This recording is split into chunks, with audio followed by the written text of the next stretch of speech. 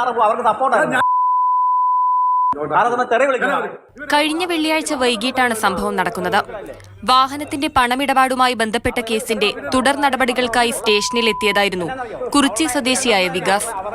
അതിനിടയിലായിരുന്നു PRO ആയ മനോജിന്റെ തെറിവിളി.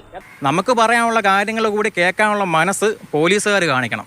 അത് ഈ പറയുന്ന മനോജിന്റെ ഭാഗത്തുനിന്ന് ഒട്ടും ഉണ്ടായിട്ടില്ല. എനിക്ക് ഒരു ശകലം പോലും എന്നെ മാനസികപരമായിട്ടും എന്താ പറയണ്ടേ വല്ലാതെ എന്നെ പുള്ളി ഇറിറ്റേറ്റ് ചെയ്തിട്ടുണ്ട്. വളരെയധികം എന്നെ തെറി വിളിച്ചു, അസഭ്യം എന്നെ പറഞ്ഞു, എൻ്റെ മരിച്ചുപോയ എൻ്റെ അച്ഛനെ വിളിച്ചു.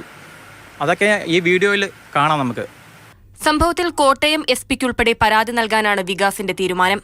കോട്ടയം SP പരാതി കൊടുക്കാനായിട്ടുള്ള കാര്യങ്ങളുമായിട്ട് മുന്നോട്ട് പോവുകയാണ്. പ്രാഥമിക അന്വേഷണത്തിന് ശേഷം നടപടി സ്വീകരിക്കുമെന്ന് കോട്ടയം SP വ്യക്തമാക്കി. 2 ആഴ്ചകൾക്ക് മുൻപാണ് ഇതേ സ്റ്റേഷനിലെ 2 സിവിൽ പോലീസ് ഓഫീസർമാർ തമ്മിൽ പരസ്പരം ഏറ്റുമുട്ടുകയും ഒരാളുടെ തല പൊട്ടുകയും ചെയ്തത്. മാതൃഭൂമി ന്യൂസ്, കോട്ടയം.